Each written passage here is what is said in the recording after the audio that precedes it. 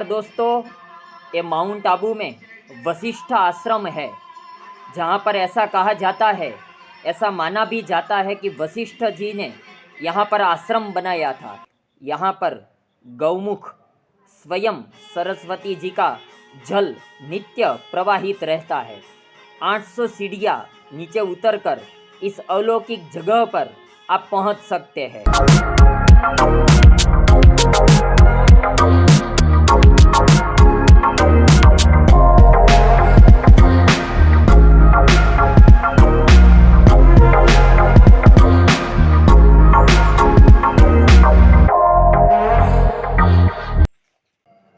एक रात्रि का निवास यहाँ पर गौमुख वशिष्ठ आश्रम में रहने का मौका मिला। यहाँ के सन्यासी जी के साथ सत्संग करने का मौका मिला। यहाँ पर जो निवास रहा, बहुत ही ठंड के साथ बहुत ही आनंददायी अनुभव रहा।